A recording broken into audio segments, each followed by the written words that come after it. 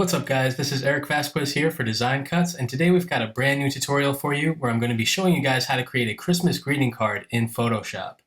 Now for this tutorial we're going to be using the Essential Artistic Design Bundle with some awesome freebies from artists like Denise Anne, Julia Dreams, and Lisa Glanz. So let's jump right into it. The first thing I'm going to do is create a new document in Photoshop, and let's go ahead and just give our file a name. I'm just going to call this Christmas Greeting Card, but you can feel free to give this any name that you want. Now for the size, let's change this from pixels to inches and make it 5 inches wide by 7 inches tall. Okay, and you should see here for the orientation that it should be in portrait mode.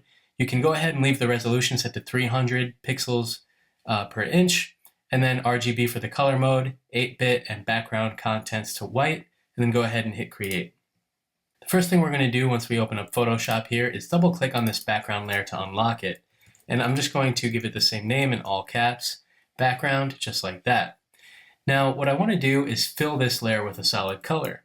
So I'm going to come over here to my foreground and background color and just click here, and I've actually got the color I want already loaded up, but you just want to make sure that the hex value here is 65EBE4 and then go ahead and hit OK. And then once that's set to your foreground color, all you have to do is press Alt, Option, and Delete on the keyboard, and that's going to fill your new layer with this solid color. So from here we can go over to our freebies folder and begin importing some of our illustrations. Alright, so to start things off, I'm going to open up frame 1 from Julia Dreams. And this is just a cool kind of decorative frame, which, there's tons of these in the full bundle, but for now we're just going to be experimenting with this one frame. So the first thing I'm going to do is move that to the side and then click and drag this into my main document. Press Command or Control plus the tilde key to come over into your other tab, and then either close out of it or press Command Control W to close out of the tab. Now I'm going to double click where it says Layer 1, and I'm just going to paste in the file name so that I can easily identify it just as frame1.png. Now from here what I'm going to do is hold the Control key, click on the layer, and choose Convert to Smart Object. And that's just going to allow me to resize this as many times as I need to without having to worry about any loss in quality. We need to actually scale this down a bit because as you can see it's quite large at the moment. So I'm going to press Command plus T on the keyboard to do a free transform, and then Command and 0 to fit this to my window so that I can see the entire bounding box. Now I want to place this roughly in the center of my image here, and then hold the Alt, Option, and Shift keys and just scale it down a bit. Alright, maybe somewhere about there looks pretty good. And I'm just kind of eyeballing it for now by placing this in the center of the design. Okay, then go ahead and press Command 0 again to fit that to your window. Now what I want to do from here is double click on frame 1 to bring up my layer style dialog box and go ahead and check off the color overlay option. And now for the fill color, let's enter a different hex value. This time we'll type in 49C2BC on the keyboard, which is this blue color that is slightly darker from our background. Then just go ahead and hit OK twice. Press Command G to put this into a group folder, and I'm just going to call this frame. Alright, I know it's only one layer in here, but as we begin to add more layers and different elements, it's really going to be helpful to easily keep track of all of these layers. Alright, so now let's go back to our freebie folder and open up our next image from Julia Dreams, which is this cool ombre watercolor background. Alright, and it's got this nice kind of bluish green wash to it. Alright, so again, I'm going to move that tab to the side, click and drag it over here into my document. And now I'm going to double click on layer 1 and paste in the file name, and then hold the Control key, click on the layer, and convert it to a smart object. Now I can come back and just close that window, press Command T to do a free transform, and zoom out a bit so that I can see the bounding box just like before. Now this time I'm going to hold the Alt, Option, Shift, and Shift keys and just scale it down a bit, maybe placing it somewhere around here, and then go ahead and press Return to apply the changes. Okay, so the next thing we want to do is actually desaturate this, and we're going to do that using an adjustment layer. So I'm going to hold the Alt Option key and then come down here to the bottom of the layers palette and click on the adjustment layer icon, and now choose Hue Saturation from the list. By holding the Alt Option key, it's going to give me this dialog box here which allows me to use the previous layer to create a clipping mask. So go ahead and make sure you have that checked off and then click OK. Now you'll see over here in your layers palette that there's this small little arrow pointing down, and that's just indicating that there is indeed a clipping mask applied, and that ensures that this hue saturation adjustment layer only affects the layer directly below it, which is exactly what we want to do. So for the properties, I'm just going to move the saturation slider all the way to the left here, to completely desaturate that. All right, now what I'm going to do is hold the Shift key, click on the Ombre 6 Smart Object layer, and then press Command G to put this into a group folder. And now I can double click on the Group 1 folder and just call this Ombre Bottom because we are going to duplicate this layer. Now that we've put this into a group folder, I'm going to come back down here to the bottom of the Layers palette and click on the icon that says Add Layer Mask. Now I'll press G on the keyboard to get my gradient tool, and up here in the toolbar you'll notice that I have a solid to transparent fill. So just make sure that you guys have the same settings here because we want it to fade from black to completely transparent. And then go ahead and hit OK, and also check to make sure that you have a linear gradient selected.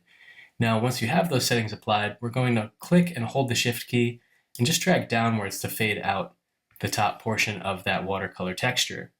Now what we're going to do from here is press Command J to create a copy of that group folder, hold the Control key and click on the layer mask here and choose Delete.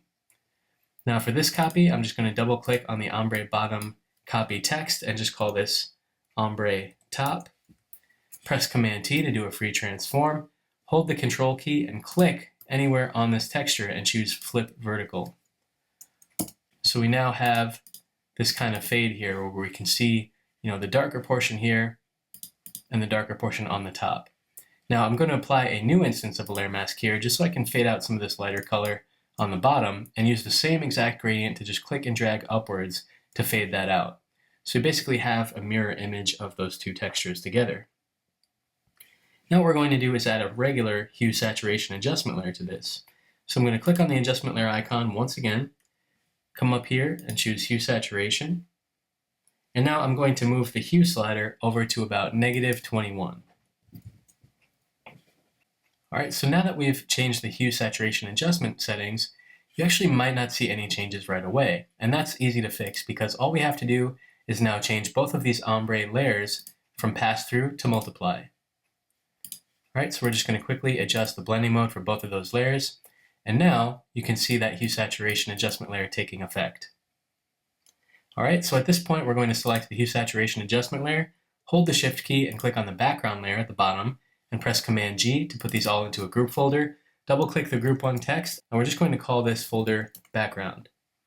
Alright, and if you haven't done so already, make sure that you save your work before moving on. Now from here, let's return to our freebies folder. And the next thing we're going to do is open up the pairwreath.png file.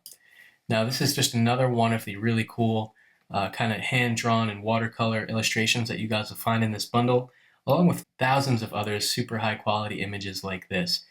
Alright, so once again, let's bring this into our working document. And I'm just going to double-click on the Layer 1 text here, paste in the file name, hold Control, and convert it into a smart object. Now, when I first bring this in here, I don't really see anything, and that's because the wreath itself is so large that I am zoomed way into the center, and obviously there's nothing in the middle here. So press Command T to do a free transform, and then Command 0 to zoom out. Then hold the Alt Option and Shift keys and scale down from any of the four corners of the bounding box. Go ahead and press Return to apply the changes. And we want to place this about in the center of the image here. So you can kind of use your frame as a guideline for that. And just scale it down a bit. Ideally, we don't want to see any of this frame on the inner part of our wreath. But somewhere about there looks pretty good.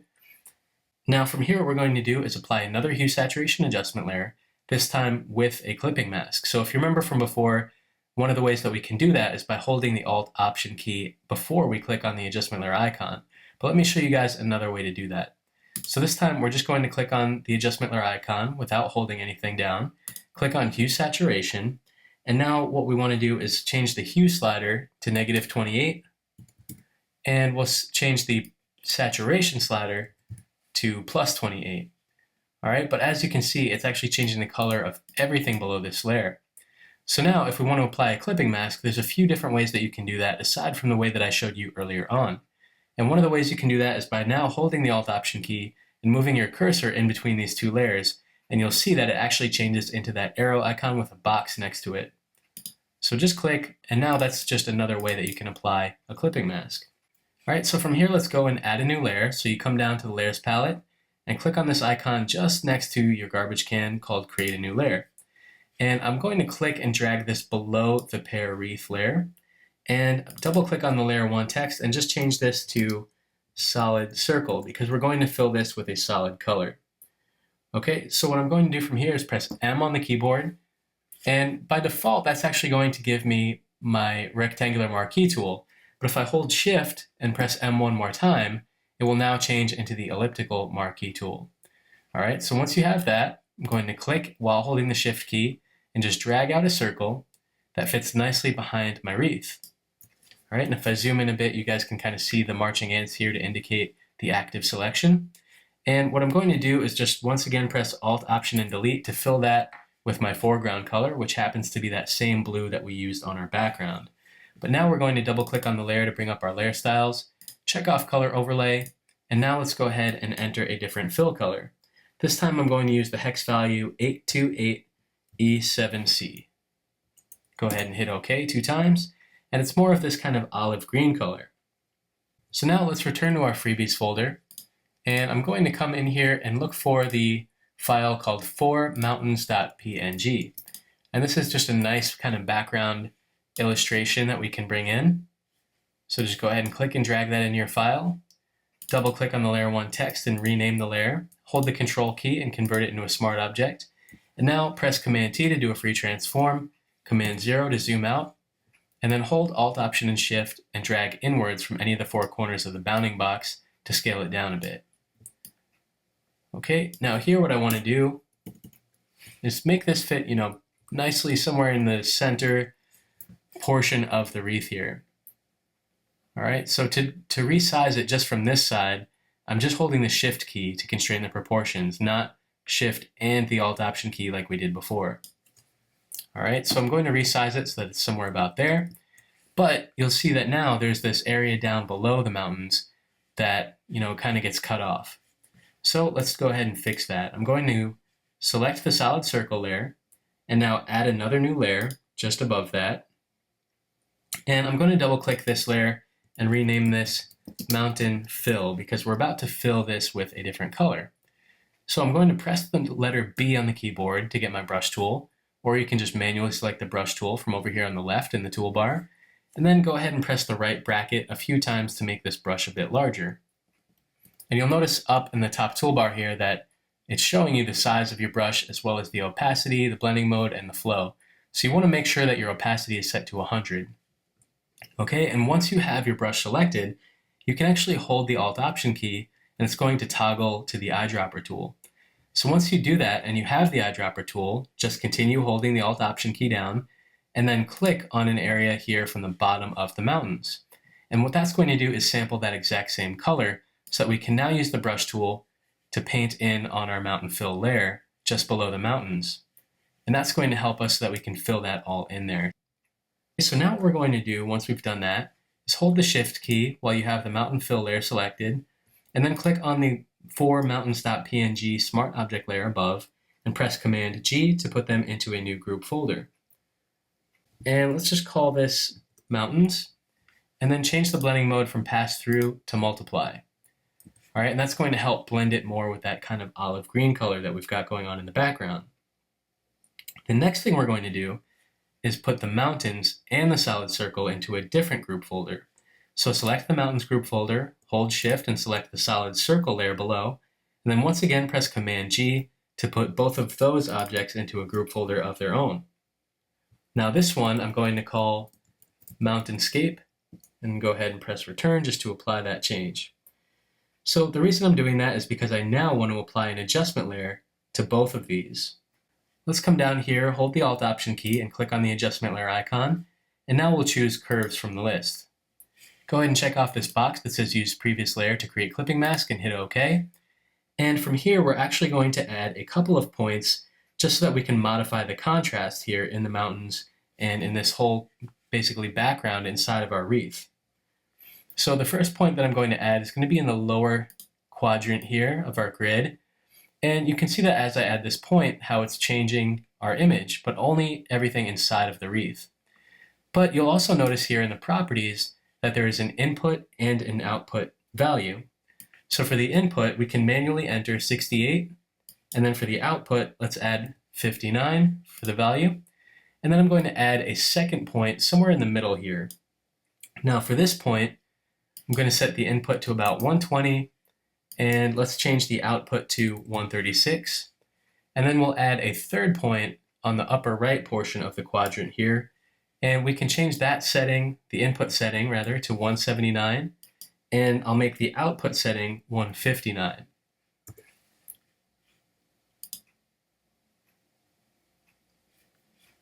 Okay, so you should end up with something like that.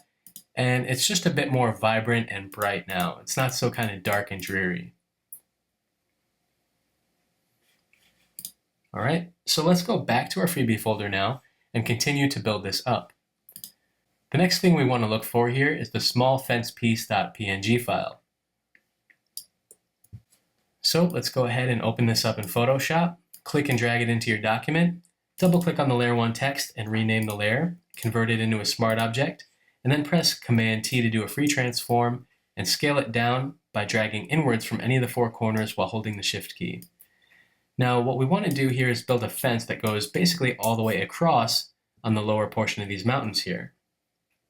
But as you can see, this small fence piece is actually pretty small, so we're going to have to duplicate this a few times to extend the fence. So to do that, I'm going to press Command J on the keyboard, and then Command and the left bracket just to move that layer directly below the original. Now I can hold the Shift key and tap the right arrow, or just hold the right arrow until it moves over to the right. Now let's repeat that again, Command J, Command in the left bracket, hold Shift and the right arrow, and move this copy over to continue to build out our fence. So ideally we want to do this maybe until we have about 4 to 6 copies so that our fence goes all the way across the bottom of this wreath image here. All right, maybe we'll do one more just for good measure. And then what we can do is hold the Shift key and then click on your bottommost copy here. And then while the Shift key is still being held down, select the very top layer so you've got all 6 of your copies selected at the same time. Now I'll press V on the keyboard to get my selection tool and just tap this over while holding Shift, maybe move it down a little bit as well. And then you can press Command T and maybe scale this whole thing up a little bit just to make the fence a little bit larger. All right, somewhere about there looks pretty good. Okay, but we actually want to make sure that this is behind our wreath. So that's a quick and easy fix. What I'm going to do while I still have all these layers selected is press Command G to put them into a group folder, double click the group 1 text and change the name of this folder to fence. Now I can click and drag this below the pear wreath, but above the curves adjustment layer that is applied to our mountainscape group folder. Okay, so hopefully that makes sense. You guys can kind of see the way that my layer palette is organized and structured. Now what we're going to do is add a layer mask to our fence folder, found at the bottom of the layers palette here. Press B on the keyboard to get your brush tool once again, and then make sure that you have a solid black foreground color selected, and then just go ahead and brush out the sides of the fence, anywhere that's popping out from behind the wreath. All right, just to hide that, mask it out. All right, and that looks pretty good. Now let's go ahead and paint this fence and change the color of it. So all I have to do that is double click on the fence group folder, check off the color overlay option here, and I don't want to make it that same olive color. Instead, I'm actually going to change this and change the hex value to F6CE9B, which is going to be this nice kind of orange cream color that I've selected, picking up from some of the palettes and tones found in the wreath around it. All right, then just go ahead and hit OK to apply those changes, and you can collapse the folder and the effects there as well. So you can see what we've got so far. It's looking pretty good. So now let's go back to our freebie folder for this tutorial and open the snowy ground cover.png. We're going to be doing the same thing here where we bring this into our document, double click the layer, change the name, hold the control key, click on the layer and choose convert to smart object. And now we'll press Command T once again, Command 0 so that we can see the entire bounding box, and then drag inwards while holding Alt, Option, and Shift.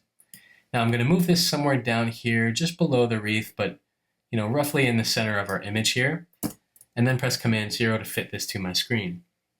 Now I'm going to change the color of this as well because I don't want it to be quite so bright or to stand out so much. So I'm going to double click on the layer, check off the color overlay option, and this time for the hex value, let's enter B7C0B4. All right, and that's this kind of grayish muted tone here. Again, kind of picking up from some of the nice colors that we have inside of our wreath here.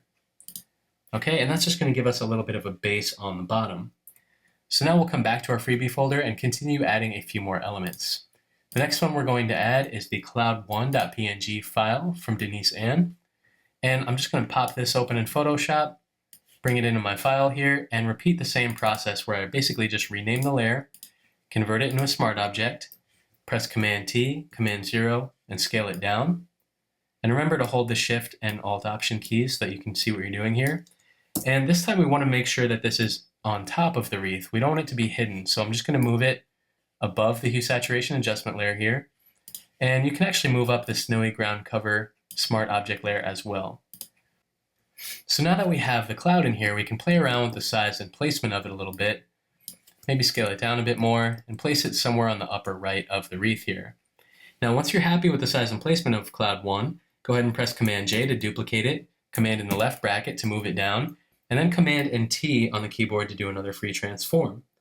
Now for this one, I'm going to move it over here, somewhere a little bit lower on the left, and make it a little bit smaller by dragging inwards on the bounding box while holding Alt, Option, and Shift. Now from here, I'll come back to my freebie folder, and this time we're going to grab Cloud 2. Okay, because we want to use another cloud illustration here, just to give ourselves a little bit of variation. All right, bring this into your file, rename the layer, make it a smart object, press Command in the right bracket to move it to the top of the layers palette, and then press Command-T to do a free transform, hold Alt, Option, and Shift, and scale this down. Now this time, I want this copy to be even higher up on the upper left side. Okay, maybe somewhere around here looks pretty good, but I'm going to make it a little bit smaller than the other clouds, so it doesn't stand out quite so much. Maybe somewhere about there looks pretty good. And you can also come back in here and play around with the size and positioning of any of the other clouds that you want. Now, you saw the way that I selected that really quickly just by holding the Control key and clicking on the cloud in my document, and you'll see that it actually shows me the name of the layer here, and it says cloud2.png. So once I click on that, it will automatically take me to that layer in my layers palette. So just a handy little tip for you guys. Now from here, I'll press Command-J to duplicate that layer once again, Command in the left bracket to move it down below the original, and then Command-T to do a free transform. And now I can move this over here below my Cloud 1. Now because I want to add even more variation, I don't want it to look exactly the same, while I still have the bounding box here, I'm going to hold the Control key and click on the cloud, and then choose Flip Horizontal so that I can flip it the other way. All right, and now maybe I can make it a little bit larger, somewhere about there. And let's play around with the positioning a little bit more. Yeah, something like that looks pretty good. So what I want to do now is select my very top cloud, hold the Shift key and select the bottom cloud, and then while I have all four of those cloud layers selected, press Command-G to put them into a group folder, double-click Group 1 and rename this folder Clouds. So at this point, I actually want to match the same fill color that I'm using for the snowy ground cover here. So there's a few ways I can do that. I can literally just go in, double-click on this layer and enter the same hex value, but an even faster way to do that would be to hold the Alt-Option key and click and drag this small FX icon from the snowy ground cover layer onto the clouds group folder. And you'll see that once I do that, it's applied the exact same layer style effects that I'm using here onto the clouds. All right, so returning to our freebie folder, let's go ahead and open up the 5texture.png file. Now we can add a little bit of texture to our clouds and to our snow. So I'm just going to bring this file into my working document, move it to the top of the layers palette by pressing Command in the right bracket until this layer is all the way on top. Double-click layer 1 and rename the layer, convert it to a smart object, and then press Command-T to do a free transform. And I'm just going to scale this down a little bit, maybe rotate it slightly as well, just so it's not, just dropping it in, plopping it in there exactly how it appears. Right, maybe somewhere about there looks pretty good. And then once you're happy with the size and placement and rotation of your texture, go ahead and press return. Okay, so now what I'm going to do is double click on the texture layer to apply a color overlay. And for the fill color, let's go ahead and enter a value of FBECDF. All right, and that's another kind of like light gray, kind of muted cream color. All right, and at this point, what I want to do is expand the contents of my clouds group folder And while I still have my 5texture.png smart object layer selected in the layers palette, I'm going to hold the Command key and the Shift key at the same time, and then go ahead and click on each of the layer thumbnails for these 4 clouds. As you can see, as I'm doing that, I am adding to my selection so that I have all 4 of these clouds selected at the same time. And let's go ahead and also do that for the snowy ground cover.png smart object layer. So at this point, you should see the marching ants around all 4 of your clouds, as well as the snow on the ground. But you should still actually have your 5texture.png smart object layer selected in the layers palette. I know that may sound confusing, but when you guys actually see me doing this, hopefully it will make a little bit more sense. All right, so once you have all of this going on, what we're going to do is just come down here and click on the Add Layer Mask icon. And what that's going to do is basically just mask this texture to the clouds and the snow on the ground. Now, if you want to still come in here and move the texture around, it's really easy to do. All you have to do is click this little link in between the texture and the mask to unlink those two. And you can see there's these like 4 little frames around the corners of the mask.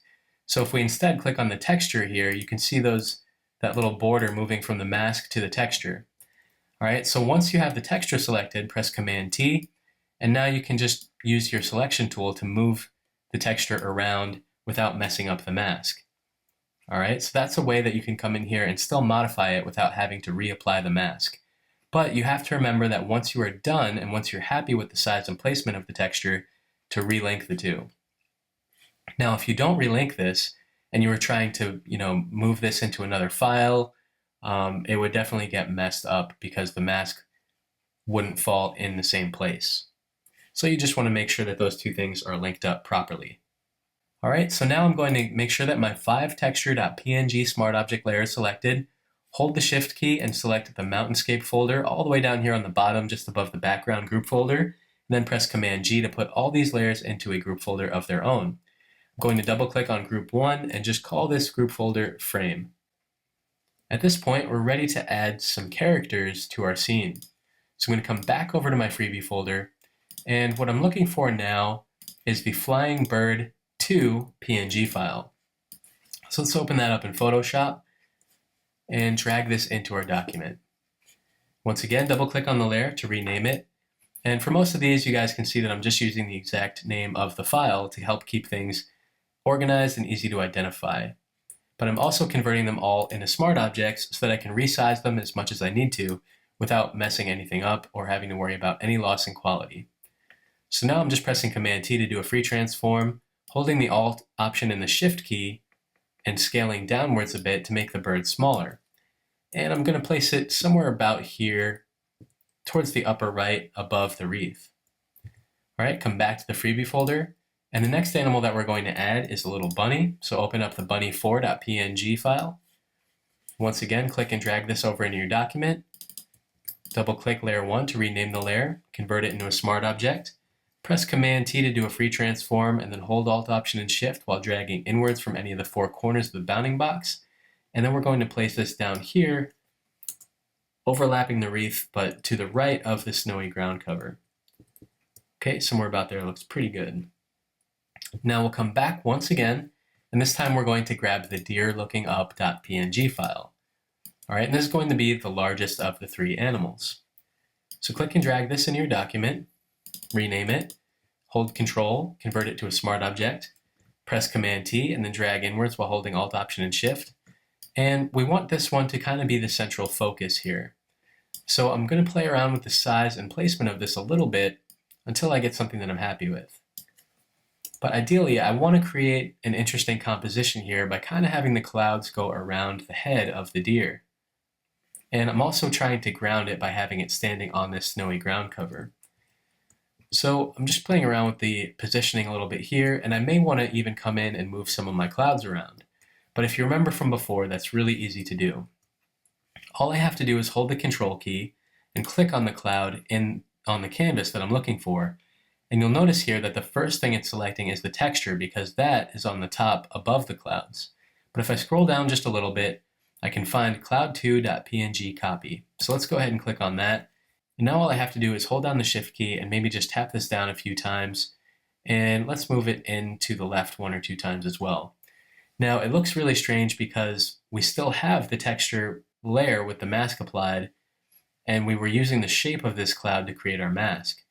So if we wanted to move this, how can we adjust that and fix it so we don't have to reapply the mask to everything? Well, let's see how we can do that. If you notice on your 5 texture layer here, you can actually see the shapes of the clouds and the snow on the ground. So let's go ahead and press B to get our brush tool. And I'm just going to make sure that I have solid black selected for my foreground color, and then just go ahead and brush out all of that cloud texture. Now, since we moved our cloud, we need to reapply that one selection to our mask. What we want to do is hold the Command key and click on the Smart Object thumbnail for cloud2.png copy. Now I can come back here to the 5texture.png layer and take a look at the layer mask thumbnail here. Now all I have to do is press X on the keyboard to make sure that I have a white foreground color, and with my brush tool I can just come in and paint over the cloud. So that is just a really quick and easy way to fix it without having to redo the entire mask. Alright, so now I'm just going to collapse a few of those folders there, and I'm a little bit happier with the way that looks because I don't want the cloud to be so close to the head or the neck of the deer. I want to give the deer a little bit of breathing room there.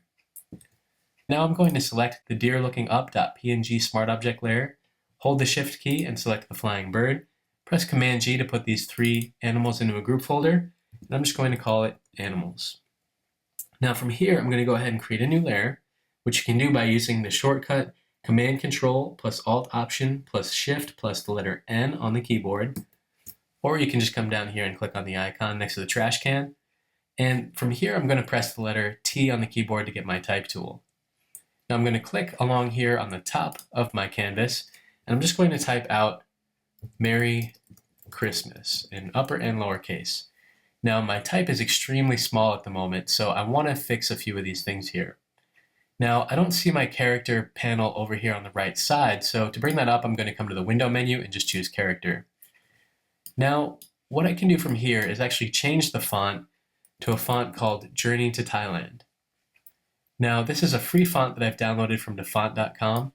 You guys can download the same font, and we'll try and provide a link for that so that you guys can go and check it out for yourselves. Now, what we want to do in our character panel here is change the size from 2.11 to about 44. All right, and the other value that we're going to change here is called the tracking, and that's basically the amount of space in between each of these letters in our phrase. And we want to set that to about 40. All right, so after that, I'm just going to click anywhere inside of my text here, click on my selection tool at the very top of my toolbar, and then I just want to move up a little bit. So I'm going to use the space bar to get my hand tool, and then just click and drag so I can move around a little bit inside of my document. Now I'm going to press Command T and just move the text somewhere in the middle here so that I can kind of eyeball it. Now if I zoom in a little bit by pressing Command and the plus key, you can see that it looks a little bit weird because some of these letters aren't exactly joining together, especially between the E and the R and the Y, and a few other places. So how can we adjust that? We have to actually go in here and manually fix these things. So I'm going to press T again on the keyboard, click in between the 2 letters that I want to adjust, and then press the Alt Option key and the left arrow to move these 2 letters closer to each other. Now I can just use the right arrow to move over one spot, hold the Alt Option key and tap the left arrow to decrease the amount of space there. Now I can also press Alt Option and the right arrow to add space, but in this case we want these letters to be closer together, so I'm going to use the left arrow instead. And I just want to do this in a few other spots here so that it doesn't look weirdly spaced out or anything. All right, but take your time. I mean, details like this really make a difference in the final product, so it's important to try and give your type just as much love as you do the rest of your design. Now, once you have everything set up here and it looks good, I'm just going to go ahead and click on the Move tool or the Selection tool up here on the top left. Now, I'll hold the Shift key and tap the right arrow a few times just to move that visually in the center. Now, from here, what I want to do is make a few changes to the text. So I'm going to double click on the Merry Christmas layer, check off the color overlay option, and now for the fill color, let's go ahead and enter a value of FCD9A8 and then press return on the keyboard. And before we close out of this, let's go ahead and also apply a drop shadow effect. Now here for the settings, what you want to do is first make sure that your fill color is 163E44 for the hex value. Click OK. Make sure that the blend mode is set to multiply. The opacity is set to 55%. And then also check these settings down here just below that. So we want to have a distance of 4 pixels, a spread of 14%, and a size of 21 pixels. And then go ahead and click OK. So now let's go ahead and add one more line of text to our design. I'm just going to use the hand tool again to kind of move down here towards the bottom. Press Command, Alt, Option, Shift, and the letter N to create another new layer. Press the letter T to get your type tool. And now on the bottom here, I'm going to have some text running across the bottom, just below everything else. And for this, I'm going to type out, "And a Happy New Year," with an exclamation point in all caps. Now it looks really bizarre because we're using the same font, which doesn't always look great in all caps. So what I'm going to do is change up the font.